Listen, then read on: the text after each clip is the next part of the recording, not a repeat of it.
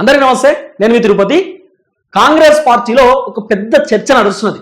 ఆ చర్చ ఏంటంటే, కాంగ్రెస్ పార్టీకి సంబంధించినటువంటి ఒక కీలక నేత, సీనియర్ లీడర్, ప్రస్తుతమైన మంత్రి, ఒక మంత్రికి హైకమాండ్, ఢిల్లీ హైకమాండ్ నుండి రాహుల్ గాంధీ ఒక లేఖ రాసిండు. ఆ లేఖలో సంచలనమైనటువంటి అంశాలు ఉన్నాయి. సో మరి రాహుల్ గాంధీ ఆ మంత్రిని పొగడడానికి గల కారణం ఏంది? ఎందుకు పొగిడిండు? ఓన్లీ మంత్రి గురించి ఎందుకు డిస్కస్ చేసిండు? మరి ఏదన్నా ఒక శాఖ గురించి రాహుల్ గాంధీ పొగిడేటప్పుడు ముఖ్యమంత్రి గురించి కూడా మాట్లాడాలి కదా, ముఖ్యమంత్రి పేరు కూడా ప్రస్తావించాలి కదా. Revanth also super, your CM also super, me CM బాగా పనిచేస్తున్నాడు, మీ సీఎం అద్భుతం అని చెప్పాలి కదా. మరి ఎందుకు చెప్పలేకపోయిండు, ఎందుకు అట్లా మాట్లాడలేకపోయిండు అనేది ఇప్పుడు చాలా పెద్ద క్వశ్చన్ మార్క్ లెక్కన కనబడుతున్నది. అయితే రాహుల్ గాంధీ పొన్నం ప్రభాకర్కి ఒక లేఖ రాసేటటువంటి ప్రయత్నం చేసింది. ఆ లేఖలో ఏముందంటే, పొన్నం ప్రభాకర్ జీ సూపర్, మన గ్యారెంటీలు కూడా నెరవేరుస్తున్నాయి, మన గ్యారెంటీలు కూడా అమలవుతున్నాయి, అలాగే మీ ట్రాన్స్పోర్ట్ ఏదైతున్నదో చాలా అద్భుతంగా ఉన్నది, మీరు రవాణా శాఖ మంత్రి కదా, చాలా అద్భుతంగా మీ శాఖను మీరు నడుపుతా ఉన్నారు, చాలా సంతోషంగా ఉన్నది. సో ఖచ్చితంగా ఈ లెటర్ మీ దాకా చేరుతుంది అనుకుంటున్నా. మీరు రాసినటువంటి లెటర్కి నేను మళ్ళీ మీకు ఏమంటారు, రిటర్న్ నోటీస్ పంపిస్తున్నా. రిటర్న్ అంటే ఈయన లేఖ రాసినట్టున్నాడు, పొన్నం ప్రభాకర్ రాహుల్ గాంధీకి ఏదో లేఖ రాసినట్టుండు. ఆ లేఖ పైన ఆయన రిప్లై ఇచ్చిండు, రిప్లై లెటర్. ఆ రిప్లై లెటర్లో ఉంది కథ అంతా. పొన్నం ప్రభాకర్ సూపర్ అండి, మీరు ఎక్సలెంట్ అండి, హైలైట్ అండి, మీ ట్రాన్స్పోర్ట్ కి సంబంధించినటువంటి శాఖ అద్భుతంగా నడుస్తున్నది, మన 6 గ్యారెంటీలు కూడా వర్కౌట్ అవుతున్నాయి, మీరు హామీలు కూడా నెరవేరుస్తున్నారు, చాలా అద్భుతం అని చెప్పి రాహుల్ గాంధీ లేఖ రాసింది. ఆ లేఖ రాసినప్పుడు పొన్నం ప్రభాకర్ కూడా thank you so much sir అని చెప్పి ఆయన ట్విట్టర్లో కూడా పెట్టినట్టున్నాడు. ఇప్పుడు పెద్ద చర్చ ఏంటంటే, ఓన్లీ ట్రాన్స్పోర్ట్ గురించే చెప్పిండు. మరి ఎందుకు అంటే, రాహుల్ గాంధీ ఉద్దేశంలో కేవలం ఈ మహిళలకు ఇచ్చినటువంటి ఏదైతే free bus system, Aadhaar card ఉంటే మీరు మహిళలు ఉచిత ప్రయాణం చేయొచ్చు అని చెప్పి ట్రాన్స్పోర్ట్ కి సంబంధించినటువంటి వ్యవహారంలో ఇదొక్కటి మాత్రం అమలైంది కదా. వీళ్ళు అధికారంలోకి వచ్చుడుతోటే కేవలం నెల రోజుల లోపట్లోనే ఆర్టీసీ ఉచిత ప్రయాణం అనేటటువంటి ఒక స్కీమ్ అమలు చేసేటటువంటి కార్యక్రమం చేశారు. ఈ స్కీముకు శాఖ మంత్రి పొన్నం ప్రభాకర్. కాబట్టి పొన్నం ప్రభాకర్ ఈ విషయంలో సక్సెస్ అయింది అనేది రాహుల్ గాంధీకి సంబంధించినటువంటి ఒపీనియన్. వాస్తవానికి సక్సెస్ అయింది. చాలా మంది మహిళలు ఆధార్ కార్డు టు జర్నీ, కొన్ని కోట్ల మంది మహిళలు ప్రయాణం చేసినారు. చాలా మంది మహిళలు చార్మినార్ చూడబుద్ధి అయింది అనుకో, వరంగల్ బస్ ఎక్కుతురు, చార్మినార్ పోతురు, చార్మినార్ చూసి వస్తురు. లేకపోతే ట్యాంక్ బండ్ చూడబుద్ధి అయింది అనుకో, వరంగల్ బస్ ఎక్కుతురు, జేబీఎస్ లో దిగుతురు, ఆడికెళ్ళి ట్యాంక్ బండ్ పోతురు, ట్యాంక్ బండ్ చూసి మళ్ళీ రిటర్న్ అయిపోతురు. అంటే ఇలాంటి అంశాలు కూడా తెరపైకి వచ్చినాయి. మహిళలకు ఒక ఫ్రీనెస్ అనేసి వచ్చింది. అంటే ఈ జర్నీ చేయడానికి చాలా మంది మహిళలు ఇబ్బంది పడుతుంది, జర్నీ చేయడానికి స్ట్రగుల్ అవుతుంది, ఇబ్బంది పడుతుంది అని చెప్పి. కానీ మహిళల కంటే ఒక ప్రత్యేకమైనటువంటి జర్నీ ఏర్పాటు చేసేటటువంటి ప్రయత్నం చేసింది ప్రభుత్వం. ఈ విషయంలో హ్యాట్స్ ఆఫ్. కానీ రాహుల్ గాంధీ ఉద్దేశంలో మనకు అనిపించింది, కొంత లేఖలో అనిపించింది, ఓన్లీ ఈ ట్రాన్స్పోర్ట్ సిస్టమ్ స్కీమ్ ఒకటే, మిగతా ఏం చేయలేకపోయినరా అనేది ఒక చర్చ నడిచింది. అంటే దాదాపు ముఖ్యమంత్రి రేవంత్ రెడ్డి 6 గ్యారెంటీలకు సంబంధించిన హామీలు చాలా చెప్పిండు కదా. దాంట్లో మహిళలకు 2,500 రూపాయలు అనేది ముఖ్యమంత్రి రేవంత్ రెడ్డి చెప్పినటువంటి ఒక అంశం. తర్వాత 4,000 రూపాయలకు సంబంధించినటువంటి పెన్షన్ ముఖ్యమంత్రి రేవంత్ రెడ్డి 2వ అంశం. తర్వాత 6,000 రూపాయలకు సంబంధించినటువంటి పెన్షన్ వికలాంగులకు 3వ అంశం. తర్వాత 500 రూపాయలకు సంబంధించినటువంటి గ్యాస్ సిలిండర్ 4వ అంశం. తర్వాత 200 యూనిట్ల ఉచిత కరెంటు, ఇది 5వ అంశం. తర్వాత ఇంకే చాలా ఉన్నాయి కదా, అదేంటి, దీంతో పాటు 15,000 రూపాయలకు సంబంధించినటువంటి రైతు బంధు 6వ అంశం. తర్వాత 12,000 రూపాయలకు సంబంధించినటువంటి కౌలు రైతులకు ఇస్తామని చెప్పారు 7వ అంశం. తర్వాత విద్యార్థులకు 5 లక్షల విద్యా భరోసా కార్డు ఏది స్టూడెంట్స్ కి ఇస్తామని చెప్పినారు, 5 లక్షల విద్యా భరోసా కార్డు 8వ అంశం. తర్వాత తులం బంగారం, కళ్యాణ లక్ష్మి ప్లేస్ లో తులం బంగారం ఇస్తామని చెప్పి కళ్యాణ లక్ష్మికి సంబంధించినటువంటి ఒక అంశాన్ని చెప్పారు 9వ అంశం. తర్వాత ఇంకేం చెప్పారు వీళ్ళు, చాలా అంశాలు ఉన్నాయి. ఏది, డబుల్ బెడ్రూమ్ ప్లేస్ లో ఇల్లు లేని వాళ్ళకి ఇల్లు కట్టిస్తాం, భూమి ఉన్న వాళ్ళకి పైసలు ఇస్తాం, ఇల్లు కట్టుకోరని చెప్పారు. ఇది ఇందిరమ్మ ఇండ్లకు సంబంధించినటువంటి వ్యవహారంలో 10వ అంశం. తర్వాత ఇంకేం చెప్పారు, రుణమాఫీకి సంబంధించినటువంటి వ్యవహారంలో రుణమాఫీ అనేటటువంటి అంశం, ఇది 11వ అంశం. ఈ 11 అంశాలలో ఇంకా కొన్ని చాలా మర్చిపోయినా, నేను చాలా ఉన్నాయి, చాలా మర్చిపోయినా.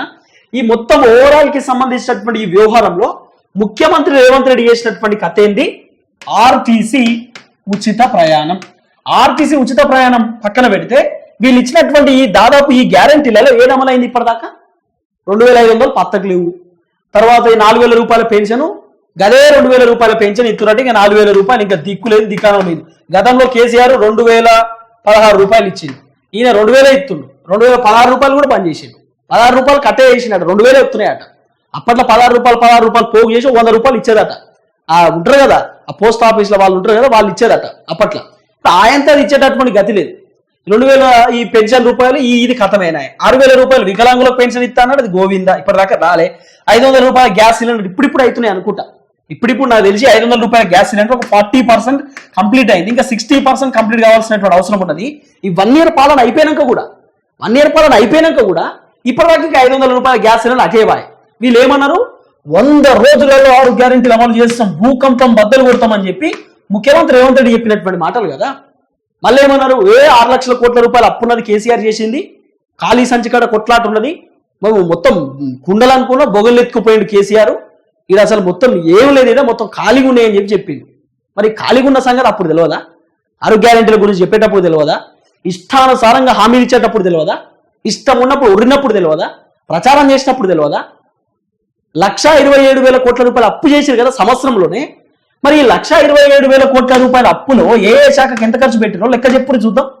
రైతు బంధుకి ఎంత, రుణమాఫీకి ఎంత, విద్యకి ఎంత, వైద్యానికి ఎంత, ఆర్టీసీ ట్రాన్స్పోర్ట్ సిస్టానికి ఎంత, దేనికి ఎంత ఖర్చు పెట్టిన లెక్కపత్రం ఉందా మిగతానా? 6 నెలలకు ఒకటి దాదాపు ఒక్క నెల రోజులలో 11,555 కోట్ల రూపాయలు అప్పు చేసింది మీరు అంతా. 11,000 కోట్ల రూపాయల అప్పు కేవలం ఒక నెలలో. 11 నెలల్లో చేసినటువంటి అప్పు 1,27,000 కోట్ల రూపాయలు ముఖ్యమంత్రి రేవంత్ రెడ్డి స్వయాన చేసినటువంటి అప్పు. మన గవర్నమెంట్ భూములన్నీ తాకట్టు పెట్టిరు. మొన్న 11,000 కోట్ల రూపాయలు ఐసిఐసిఐ బ్యాంకులకు వెళ్ళి తెచ్చుకున్నారు. ఆర్బీఐ బ్యాంకులకు వెళ్ళి బస్ స్టాండ్లు కూదబెట్టిర్రు, మెట్రో స్టేషన్లు కూదబెట్టిర్రు, కరెంటు స్టేషన్లు కుదోబెట్టిర్రు, విద్యుత్ కేంద్రాలు కుదోబెట్టిర్రు, స్కూళ్ళు కుదోబెట్టిర్రు, కాలేజీలు కుదోబెట్టిర్రు, అన్ని కుదోబెట్టి 1,00,000 కోట్ల రూపాయల పైసలు తీసుకుని వచ్చారు. మరి దేనికి ఖర్చు పెట్టినావు, ఏం చేసినావు, దీనికి సమాధానం చెప్పు. రాహుల్ గాంధీ ముఖ్యమంత్రి రేవంత్ రెడ్డిని 1 year కూడా పోవడానికి గల కారణం ఏంటి? ఒక్కసారన్నా పోరిండా? ఒక్కసారన్నా రాహుల్ గాంధీ రేవంత్ రెడ్డి పాలన చాలా అద్భుతంగా ఉన్నది, సూపర్, రేవంత్ రెడ్డి సక్సెస్ అయింది, 1 year పాలనలో నీ అంత హైలైట్ పర్సనే లేరని చెప్పి రాహుల్ గాంధీ చెప్పిండా? మాట్లాడిండా? మాట్లాడేటటువంటి అవకాశం ఎక్కడన్నా చూసినామా? కనబడ్డదా మనకు? మరి ఎందుకు కనబడలే? మీరు చేయలేకపోయారు కాబట్టి. ముఖ్యమంత్రి రేవంత్ రెడ్డి గురించి ఎందుకు మాట్లాడారు రాహుల్ గాంధీ? పోనీ రేవంత్ రెడ్డి పుట్టినరోజు నాడు రాహుల్ గాంధీ, తెలంగాణకు ముఖ్యమంత్రి కదా రేవంత్ రెడ్డి, పోనీ Rahul Gandhi at least happy birthday సోదరా, happy birthday brother, happy birthday తమ్ముడు అని చెప్పి ట్విట్టర్లో ట్వీట్ అన్న చేసిందా? చేయలే. ఆఖరికి ముఖ్యమంత్రి రేవంత్ రెడ్డి 9:30కు ఆయన ట్విట్టర్లో ఆయన పెట్టుకున్నాడు, Rahul Gandhi bro thank you for your ఏమంటారు ఏదో అంటారు కదా, thank you for your wishes. 9:30కు పెట్టుకున్నాడు ఆయనే, రాహుల్ గాంధీ పర్సనల్గా నాకు హ్యాపీ బర్త్డే చెప్పిండు అని చెప్పి. మన ముఖ్యమంత్రి పరిస్థితి అది. మొన్న మన్మోహన్ సింగ్ ప్రాణం కోల్పోతే ఆయన అంతిమ యాత్రలో పోతుంటే రాహుల్ గాంధీ ఫోటో దిగుడే అక్కడ గగనం. రాహుల్ గాంధీనే ఎట్లా అట్లా ఫోటోలు తీసి నాకు తెలిసి బయట వదిలినట్టున్నారు. రాహుల్ గాంధీ వెనకాల ఇట్లా దాక్కున్నాడు రేవంత్ రెడ్డి, ఇట్లా బయటికి వెళ్ళింది, ఇట్లా బయటికి వెళ్ళి ఒక ఫోటో కోసమే పాట్లాడుతున్నాడు రేవంత్ రెడ్డి. అంటే ఆయన వర్షంలో రాహుల్ గాంధీ వెనకాలనే ఉన్నా, రాహుల్ గాంధీతో నేను డిస్కస్ చేస్తున్నా, రాహుల్ గాంధీ నాకు మంచి దోస్తానే ఉండదు, ఇదంతా సోషల్ మీడియా వచ్చేది ట్రాష్ అని చెప్పుకోవడానికి ఏమో. మీరు చూసే ఉంటారు ఫోటో, మన్మోహన్ సింగ్ కి సంబంధించిన అంతిమయాత్రలో పోతుంటే రాహుల్ గాంధీ వెనకాల రేవంత్ రెడ్డి దిగిన ఫోటో ముఖమే కనబడుతుంది అంతే. రాహుల్ గాంధీ కనబడినట్టున్నాడు, రేవంత్ రెడ్డి అసలే కనబడినట్టున్నాడు ఆ ఫోటోలో. అంటే దిగాలి, ఒక ఫోటో అయితే దిగాలి. నేను కూడా మన్మోహన్ సింగ్ కి సంబంధించినటువంటి ఇక్కడికి వచ్చినా, నేను ఈయనే ఉన్నా అని చెప్పి తెలంగాణ సమాజానికి చెప్పాలి కదా. దానికేమో మరి, లేకపోతే రాహుల్ గాంధీతో సత్సంబంధాలు మంచిగానే ఉన్నాయని చెప్పి అక్కడ కూడా చూపించడానికేమో, లేకపోతే రాహుల్ గాంధీతో ఉన్నాడని చెప్పి ఈ మంత్రులకు, ఎమ్మెల్యేలకు, వీళ్ళని ఆయన టార్గెట్ చేస్తున్నటువంటి వ్యక్తులకు చెప్పడానికేమో మరి. ఆ సంకేతం కొంత అర్థమైనటువంటి వ్యవహారం అది. రాహుల్ గాంధీ ఎందుకు ట్రాన్స్పోర్ట్ సిస్టాన్ని పోగొడుతున్నాడు? పొన్నం ప్రభాకర్ని ఎందుకు పోగొడుతున్నాడు? పొన్నం ప్రభాకర్ని ఎందుకు సూపర్ అంటున్నాడు? ఒక మంత్రికి రాహుల్ గాంధీ స్వయాన లేఖ రాయడానికి గల కారణం ఏంది? మరి ముఖ్యమంత్రికి ఏ రోజు లేఖ రాయలేదు ఎందుకు?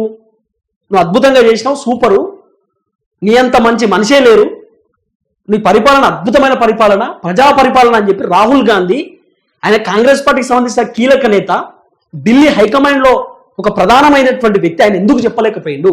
ఆయన ఎందుకు మాట్లాడలేకపోయిండు? ఎక్కడ లోపం వచ్చింది? అంటే రేవంత్ రెడ్డి పని చేయలేకపోయిందా? ఇప్పుడు రేవంత్ రెడ్డి పేసీలో పెద్ద చర్చ నడుస్తుంది. అరే పొన్నం ప్రభాకర్కి లేఖ వచ్చింది, అసలు ఏం నడుస్తున్నది? పొన్నం ప్రభాకర్కి డైరెక్ట్ నోటీస్ పంపిస్తా ఉన్నాడు, నోటీస్ మించి ఒక లేఖ రాస్తా ఉన్నాడు, లెటర్ ఇస్తా ఉన్నాడు. మరి నా గురించి సంవత్సరంలో ఒక్కసారి కూడా నా గురించి పొగిడింది లేదు, సంవత్సరంలో ఒక్కసారి కూడా నా గురించి చెప్పింది లేదు.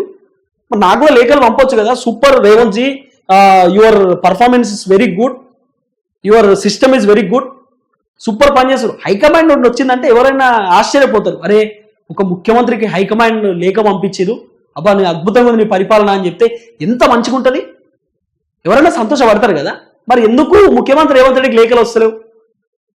రేవంత్ రెడ్డి లేఖ రాకపోవడానికి గల కారణం 6 శాఖలు, విద్యాశాఖ, వైద్యశాఖ, ఇంకో శాఖ రేవంత్ రెడ్డి చేతుల్లో ఉంది కదా. మరి ఈ శాఖల గురించి ఎందుకు రాహుల్ గాంధీ నోటీస్ పంపిస్తలేడు? రాహుల్ గాంధీ ఎందుకు లేఖ రాస్తలేడు? విద్య సూపర్, వైద్యం సూపర్ అని ఎందుకు రాస్తలేడు? సీతక్కకి సంబంధించినటువంటి మంత్రి పదవి ఏదైతున్నదో సీతక్కకి సంబంధించినటువంటి మినిస్ట్రీ గురించి ఎందుకు రాస్తలేడు? కొండా సురేఖ మినిస్ట్రీ గురించి రాహుల్ గాంధీ ఎందుకు లేఖ రాస్తలేడు? సూపర్ అని చెప్పి ఆమె శాఖ గురించి అంటున్నా. లేకపోతే శ్రీధర్ బాబు ఐటీ శాఖ గురించి, ఐటీ అంటే పెద్ద డెవలప్మెంట్ కదా, ఐటీ అంటే భూకంపం బద్దలవుతుంది కదా, హైదరాబాద్ మొత్తం డెవలప్మెంట్ కదా ఐటీ అంటే. మరి శ్రీధర్ బాబు పైన ఎందుకు లేఖ రాస్తలేడు? పొంగులేటి శ్రీనివాస్ రెడ్డి పైన ఎందుకు లేఖ రాస్తలేడు? వ్యవసాయ శాఖ మంత్రి తుమ్మల నాగేశ్వరరావు పైన ఎందుకు లేఖ రాస్తలేడు సూపర్ అని చెప్పి? తుమ్మల నాగేశ్వరరావు పైన ఎందుకు అంటే ఈయన ఉన్నారు కదా, ఇంకా చాలా మంది ఉన్నారు కదా మంత్రులు, కోమటిరెడ్డి వెంకటరెడ్డి పైన, ఉత్తమ్ కుమార్ రెడ్డి పైన, బట్టి విక్రమార్క పైన ఎందుకు లేఖలు రాస్తలేడు? కేవలం పొన్నం ప్రభాకర్ని పొగడానికి గల కారణం ఏంటంటే ఫ్రీ సిస్టమ్ వర్కౌట్ అవుతుంది, నడుస్తుంది, మహిళలు మెచ్చుకుంటున్నారు, మహిళలు తిరుగుతూ ఉన్నారు బస్సులో, మహిళలు పోతా ఉన్నారు బస్సులో, మహిళలు ప్రయాణిస్తున్నారు బస్సులో. కాబట్టి రాహుల్ గాంధీకి సక్సెస్ రేట్ కనబడ్డది. మరి రాహుల్ గాంధీకి మిగతా వాటిలో ఎందుకు సక్సెస్ రేట్ కనబడలేదు అంటే చేయలే కాబట్టి, వీళ్ళు పని చేయలే. పొన్నం ప్రభాకర్ గుడ్డు, వీళ్ళు బ్యాడ్ అనేది అక్కడనే అర్థమైపోతుంది కదా మనకు, అక్కడనే సిస్టమ్ మొత్తం ఇట్లా కనబడుతుంది కదా వ్యవహారం అంతా. ఇప్పుడు ముఖ్యమంత్రి రేవంత్ రెడ్డి మొత్తం ఆయనకు సంబంధించినటువంటి ఉంటారు కదా గ్రూప్, అదో పెద్ద చర్చనట. అరే ఆయనను పొగిడిండు, మనల్ని ఓడలేదేంది, ఇప్పటిదాకా మన గురించి ఏం మాట్లాడలేంది, పొన్నం ప్రభాకర్ని సూపర్ గుడ్ అనడానికి గల కారణం అసలు ఏం జరిగి ఉండొచ్చు, ఇదో పెద్ద చర్చ కాంగ్రెస్ లో. నేను చెప్తున్నా ఆర్టీసీ ప్రయాణం సక్సెస్ అయింది, వర్కౌట్ అవుతుంది. ఇక మిగతా వ్యవహారాలు మనం మాట్లాడుకున్న వేస్టే. పొన్నం ప్రభాకర్ ఒక్క విషయంలో, ఇంకోటి పొన్నం ప్రభాకర్ ఈ బ్యాక్వర్డ్ క్యాస్ట్ కి సంబంధించి అంటే బీసీలకు సంబంధించినటువంటి మంత్రి కూడా, ఈ విషయంలో కూడా రాహుల్ గాంధీ ఓడిండు. మీరు కులగణన కూడా చాలా అద్భుతంగా చెప్పించారు పొన్నం ప్రభాకర్ గారు, సూపర్ అని చెప్పిండు. పొన్నం ప్రభాకర్ని పొగిడిండు రాహుల్ గాంధీ. మరి అందరి మంత్రులు ఎందుకు పొగుడతలేడు? అందరు మంత్రుల గురించి ఎందుకు లేఖలు నోటీస్ రాస్తలేడు? ఎందుకు పంపిస్తలేదు లెటర్లు? ఇది పెద్ద చర్చ. ఇక దీంట్లో మనం మాట్లాడుకుంటే 200 యూనిట్ల కరెంటు, ఇది ఇప్పుడు నాకు తెలిసి ఇది కూడా 30% అమలైంది, ఇంకా 70% కావాల్సింది ఉన్నది. తర్వాత 15,000 రూపాయల రైతు బంధు, ఇప్పుడిప్పుడే దుకాణం స్టార్ట్ అయింది రైతు బంధుది. రేపు ఎత్తున్నాం, ఎల్లుండి ఎత్తున్నాం, ఇక అవుతుంది ఈ డైలాగులే తప్ప ఇప్పటిదాకా కంటిన్యూ అయ్యేటటువంటి పరిస్థితి లేదు. 12,000 రూపాయలకు సంబంధించినటువంటి కౌలు రైతులకు ఇస్తాం, అది ఈ నెలలో ఇస్తా అని చెప్పారు. 28వ తారీఖు ఇటువాయే 28వ తారీఖు ఇస్తా అని చెప్పి 30 కదా అని దొంగ మాటలు కాకపోతే ఎవరు నమ్ముతారు మరి మిమ్మల్ని? మా బచ్చలే చెప్పిండు ముచ్చట. ఇటువాయే మరి మీ పైసలు ఇటువాయే, ప్రశ్నిస్తే తప్పు మళ్ళా. తర్వాత విద్యా భరోసా కార్డు 5 లక్షల రూపాయలు ఇటువాయే. ఇంటర్నేషనల్ స్కూల్ మర్చిపోయాను, ఇంకోటి ఇంటర్నేషనల్ స్కూలు 12వ అంశం ఇటువాయే. ప్రతి మండలానికి ఇంటర్నేషనల్ స్కూలు నెంగల కొట్టుకుపోయిందా? చెప్పరు ఎందుకు? సిగ్గులేదా చిన్నయ్య అంటే నల్లగున్న నాకేం సిగ్గుని ఒక డైలాగ్ ఉంటుంది, సామెతలు ఉంటాయి మస్తుగా ఉంటాయి. నల్లగున్న నాకేం సిగ్గా మీరు భలే చెప్తారు, తెల్లగున్నోడు సిగ్గుపడాలి, నాకేముంటుందా బాబు, నేను అందరికీ నల్లగానే కనబడతా అని ఉంటుంది, ఒక డైలాగ్ ఉంటుంది. సేమ్ అట్లనే కనబడుతున్నది. ఇదేంది, ఇది కళ్యాణ లక్ష్మి కింద తులం బంగారం ఎటువాయ్ ఇచ్చిర్రా? విద్యా భరోసా కార్డు ఎటువాయ్ ఇచ్చిర్రా? గంగలో ఉట్టుకోపోయినాయి ఇక అన్ని. ఇందిరమ్మ ఇండ్లు ఎటువాయ్? ఉన్న డబుల్ బెడ్రూమ్లో కలర్లు ఎత్తురు కదా, కాంగ్రెస్ పార్టీ కలర్. కేసీఆర్ కట్టి ఇచ్చిందే కాంగ్రెస్ పార్టీ కలర్ లేచి కాంగ్రెస్ పార్టీ కలర్లను రుద్దిస్తున్నారు. గతంలో బీఆర్ఎస్ ప్రభుత్వం ఇచ్చినటువంటి ఎవరైతే వ్యక్తులు ఉంటారో వాళ్ళని ఖాళీ చేయించి కాంగ్రెస్ కి నచ్చిన వాళ్ళకి ఇల్లులు ఇస్తున్నారు మళ్ళా. ఇంకా దీనిలో డైలాగులు. ఇక తర్వాత ఇదేంది, రుణమాఫీ కేవలం 70% అయింది, ఇంకా 30% కాలే కదా, ఇయలే కదా, మరి ఇటువాయే. తర్వాత ఇంటర్నేషనల్ స్కూల్ ఇటువాయే. అడిగితే తప్ప, అడిగితే కోపం వస్తుందా, అడిగితే ఇబ్బంది అవుతుందా?